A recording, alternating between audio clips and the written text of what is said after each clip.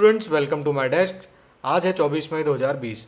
आज हम इस वीडियो में डिस्कस करेंगे कि आपके सभी एग्जाम्स में करंट अफेयर्स से रिलेटेड आज की डेट से कौन कौन से क्वेश्चंस बन सकते हैं।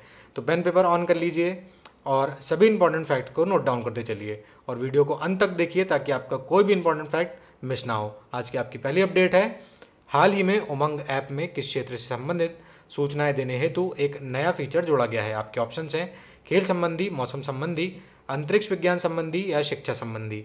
आपका राइट ऑप्शन है मौसम संबंधी। देखिए, भारत सरकार के डिजिटल इंडिया प्रोग्राम के तहत 2017 में एक उमंग ऐप लॉन्च किया गया था। इसके माध्यम से प्रमुख सरकारी सेवाओं को भारतीय नागरिकों तक आसानी से पहुंचाना था। ठीक है, भारतीय प्रधानमंत्री के द्वारा इसे लॉन्च किया गया था और हाल ही में इसमें भारत मौसम विज्ञान विभाग से संबंधित सूचनाएं भी इसमें अपडेट की जाने लगेंगी।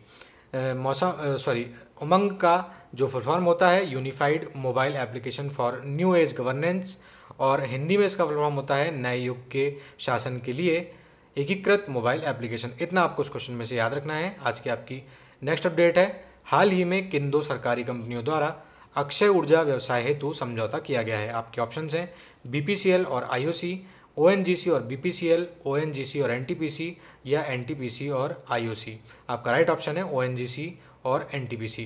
देखिए, भारत सरकार के विद्युत मंत्रालय के तहत जो सार्वजनिक कंपनी काम करती है एनटीपीसी, और पेट्रोलियम एवं प्राकृतिक गैस मंत्रालय के अंतर्गत काम करती है ओएनजीसी, इन्होंने हाल ही में एक अक्षय ऊर्जा व्यापार या रिन्यूएबल एनर्जी बिजनेस के लिए एक संयुक्त उपक्रम कंपनी या जॉइंट वेंचर बनाया है या बनाने के लिए समझौता किया है। इसके अनुसार ये क्या करेंगे, विदेश में और भारत में अपतटीय पवन या ऑफशोर विंड जो होती है और अन्य अक्षय ऊर्जा परियोजनाओं की स्थापना से जुड़ी संभावनाओं का ये पता लगाएंगे इस जॉइंट वेंचर के माध्यम से।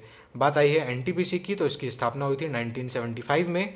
हेडक्वार्टर है दिल्ली में, चेयरमैन और एमडी हैं गुरदीप सिंह। ओएनजीसी की बात करें तो ऑयल एंड नेचुरल गैस इसका फुल फॉर्म होता है और स्थापना है 1956 में। हेडक्वार्टर है दिल्ली में और चेयरमैन है एंड सीईओ हैं शशि शंकर। इतना आपको इस प्रश्न में से याद रखना है। नेक्स्ट अपडेट है आपकी, सूक्ष्म लघु एवं मध्यम उद्योगों को सहायता देने हेतु किस राज्य द्वारा हाल ही में रीस्टार्ट कार्यक्रम शुरू किया गया है। आपके ऑप्शंस हैं तेलंगाना, आंध्र प्रदेश, कर्नाटक या तमिलनाडु। देखिए, राइट ऑप्शन है आपका आंध्र प्रदेश। देखिए, हाल ही में आंध्र प्रदेश के मुख्यमंत्री जगन मोहन रेड्डी ने राष्ट्रव्यापी लॉकडाउन के कारण जो एमएसएमईज प्रभावित हुए हैं उनको सहारा देने के लिए एक रीस्टार्ट नाम से एक योजना शुरू की है, जिसमें आंध्र प्रदेश सरकार लगभग 1100 करोड़ रुपए खर्च करेगी, जिससे कि उनका अनुमान है कि एमएसएमईज की 98,000 इकाइयों को इससे लाभ होने की उम्मीद है, जो कि राज्य में 10 लाख से अधिक लोगों को रोजगार उपलब्ध कराती हैं। बात आई है आंध्र प्रदेश की, तो आंध्र प्रदेश की राजधानी है अमरावती, सीएम है जगन मोहन रेड्डी और राज्यपाल हैं बी हरिचंदन। इतना आपको इसमें से याद रखना है। आपके नेक्स्ट अपडेट है, हाल ही में जारी आंकड़ों के अनुसार भारत के विदेशी मुद्रा भंडार में क्या परिवर्तन आया है। यह कम हुआ है, यह बढ़ा है, यह स्थिर रहा है या भंडार अनुमानित नहीं है। आपका राइट ऑप्शन है बढ़ा है। देखिए, 15 मई 2020 को आंकड़ों के अनुसार भारत का विदेशी मुद्रा भंडार जो है 1.73 बिलियन डॉलर्स की वृद्धि के साथ में अब 487.4 जो अरब डॉलर तक पहुंच गया है। देखिए, 20 मार्च 2020 की स्थिति तक इसमें भारी गिरावट 11.983 बिलियन डॉलर की दर्ज की गई थी, जो कि 2008 के वैश्विक मंदी के बाद में सबसे बड़ी गिरावट थी। परंतु हाल ही में इसमें 1.73 बिलियन डॉलर की वृद्धि के साथ में इसमें अच्छी संभावनाओं के आसार नज़र आने लगे हैं। बात आई है विदेशी मुद्रा भंडार की, तो इसे फॉरेक्स रिजर्व भी कहते हैं और आरक्षित निधियों का भंडार भी इसे कहा जाता है। इतना आपको उस क्वेश्चन में से याद रखना है। आज की आपकी नेक्स्ट अपडेट है, हाल ही में विश्व की सर्वाधिक कमाई करने वाली महिला एथलीट कौन बन गई हैं। आपके ऑप्शंस हैं Serena Williams, PV Sandhu, Naomi Osaka या सिमोन बाइल्स। आपके राइट ऑप्शन है नाओमी ओसाका। देखिए, जापान की ये टेनिस खिलाड़ी हैं 22 वर्षीय नाओमी ओसाका, 2 बार की ग्रैंड स्लैम चैंपियन भी रही हैं ये।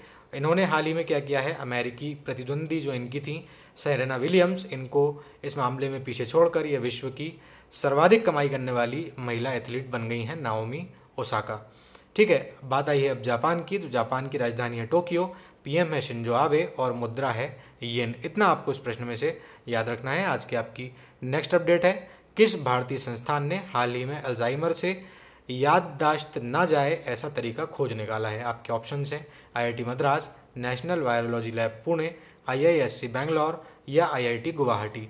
आपके ऑप्शंस हैं, आपका राइट ऑप्शन है, माफ़ कीजिएगा, आईआईटी गुवाहाटी। देखिए भारतीय प्रौद्योगिकी संस्थान जो आईआईटी गुवाहाटी है, उनके शोधकर्ताओं ने एक ऐसी सृजनात्मक सोच पर काम किया है जो कि अल्जाइमर रोग से जुड़ी भूलने की आदत को रोकने या कम करने में मदद कर सकता है।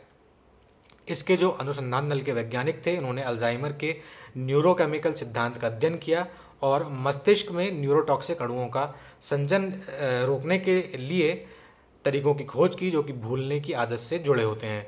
ठीक है, भारत में इस खोज का होने के पीछे एक महत्व ये है कि चीन और अमेरिका के बाद में दुनिया में अल्जाइमर के सबसे ज़्यादा रोगियों की तीसरी सबसे बड़ी संख्या भारत में है। भारत में लगभग 40 लाख पेशेंट्स अल्जाइमर से ग्रसित हैं। इतना आपको इस प्रश्न में से याद रखना है। आज की आपकी नेक्स्ट अपडेट है, आत्मनिर्भर भारत अभियान के तहत मधुमक्खी पालन क्षेत्र हेतु कितनी राशि का आवंटन किया गया है। आपके ऑप्शंस हैं 100 करोड़, 200 करोड़, 400 करोड़ या 500 करोड़। आपका राइट ऑप्शन है 500 करोड़। देखिए सरकार ने हाल ही में जो आत्मनिर्भर भारत अभियान लॉन्च किया है, उसमें मधुमक्खी पालन के लिए 500 करोड़ रुपए का बजट उन्होंने निर्धारित किया है।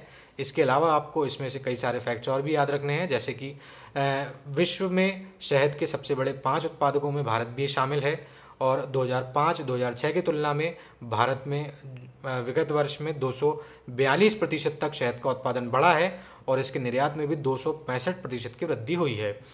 हाल ही में राष्ट्रीय मधुमक्खी बोर्ड ने विगत वर्षों में 30 लाख किसानों को मधुमक्खी पालन के लिए प्रशिक्षित किया है और सरकार ने मीठी क्रांति के तहत हनी मिशन की योजना भी इसमें की है। इतना आपको इस प्रश्न में से याद रखना है। आज की आपकी नेक्स्ट अपडेट है, हाल ही में भारत पीपीई किट उत्पादन करने वाले देशों में कौन से स्थान पर आ गया है। आपका ऑप्शन है पहले, दूसरे, चौथे या छठवें। आपका राइट ऑप्शन है दूसरे नंबर पर। देखिए भारत 2 महीने से भी कम समय के भीतर में व्यक्तिगत सुरक्षा परिधान या पीपीई किट जो पर्सनल प्रोटेक्टिव इक्विपमेंट होता है, उसको बनाने में दुनिया का दूसरा सबसे बड़ा उत्पादक देश बन गया है। पहले नंबर पर इसमें चीन है और कपड़ा मंत्रालय ने हाल ही में एक बयान जारी किया है कि उसने पीपीई की गुणवत्ता और मात्रा दोनों में सुधार करने के लिए कई कदम उठाए हैं, जिसके चलते इस उत्पादन में वृद्धि हुई है और भारत दूसरे नंबर पर पहुंच पाया है। इतना आपको इस प्रश्न में से याद रखना है। नेक्स्ट अपडेट है आपकी, हाल ही में फिक्की के महिला संगठन FLO की अध्यक्ष कौन बनाई गई हैं। आपके ऑप्शंस हैं रोमा देवी खुंदू, सरिता तोमजुंग, जानवी फूकन या सीता सुब्रमण्यम। आपका राइट ऑप्शन है जानवी फूकन।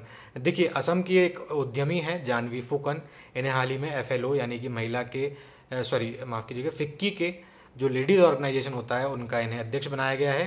ये इस ऑर्गेनाइजेशन की 37वीं राष्ट्रीय अध्यक्ष बनी हैं और हरजिंदर कौर तलवार से इन्होंने जो निर्वर्तमान राष्ट्रीय अध्यक्ष थी उनके बाद में इन्होंने पदभार संभाला है। बात आई है FLO की, तो FLO की फुल फॉर्म है फिक्की लेडीज़ ऑर्गेनाइजेशन और इसकी स्थापना हुई थी 1983 में as a division of Federation of Indian Chambers of Commerce and Industry, that's FICCI. बात आई है फिक्की की फॉर्मेशन हुई थी 1927 में। फाउंडर हैं घनश्याम दास बिड़ला और पुरुषोत्तम दास ठाकुर दास। इतना आपको इस प्रश्न में से याद रखना है। नेक्स्ट अपडेट है आपकी, हाल ही में उत्तर प्रदेश सरकार ने एक स्टार्टअप फंड की योजना सिडबी की सहायता से शुरू की है। तो सिडबी का मुख्यालय कहाँ पर है। आपके ऑप्शंस हैं लखनऊ उत्तर प्रदेश, कानपुर उत्तर प्रदेश, मुंबई उत्तर प्रदेश, माफ़ कीजिएगा मुंबई महाराष्ट्र और दिल्ली। आपका राइट ऑप्शन है लखनऊ में। ठीक है, देखिए उत्तर प्रदेश सरकार ने हाल ही में जो युवा हैं उनके उद्यमिता के लिए उन्हें प्रोत्साहित करने के लिए एक यूपी स्टार्टअप फंड चालू किया है और इसे उन्होंने सिडबी की सहायता से चालू किया गया है। सिडबी की हिंदी में फॉर्म होती है भारतीय लघु उद्योग विकास बैंक और इंग्लिश में होती है small industries development bank of India. उनको हाल ही में लखनऊ में 15 करोड़ रुपए की पहली जो किस्त है वो योगी जी जो वहाँ के मुख्यमंत्री हैं उनके द्वारा सौंपी गई है। और स्टार्टअप्स पर जोर देना, अभी हाल ही में यूपी के मुख्यमंत्री ने ऐसा बताया है कि हम स्टार्टअप्स पर जोर दे रहे हैं जिससे कि जो युवा हैं कौशल के आधार पर उन्हें रोजगार मिल सकें। बात आई है सिडबी की फॉर्मेशन हुई थी 2 अप्रैल 1990 में। हेडक्वार्टर है इसका लखनऊ में और मोहम्मद मुस्तफ़ा इसके चेयरमैन और मैनेजिंग डायरेक्टर हैं। अब चलते हैं उस प्रश्न की ओर जो आपको दिया गया था, RBI द्वारा हाल ही में की गई कटौती के बाद नई रिवर्स रेपो रेट कितनी है। आपके ऑप्शंस थे 2.75%, 3%, 3.35% या 3.75%। आपका राइट ऑप्शन है 3.35%। चलते हैं उस प्रश्न की ओर जिसका आपको आज उत्तर देना है, अमेरिका के बाद सर्वाधिक कोरोना प्रभावित देश कौन सा बन गया है। आपके ऑप्शंस हैं भारत, स्पेन, ब्राज़ील या फ्रांस। देखिए, मैं आज आपसे फिर से एक बार कहूँगा कि जब भी आप अपने प्रश्न का उत्तर कमेंट बॉक्स में लिखा करें तो उसे डिटेल में लिखा करें, क्योंकि जब भी आप एक चीज़ डिटेल में कोई भी चीज़ लिख देते हैं तो आप उसे दोबारा भूलते नहीं हैं।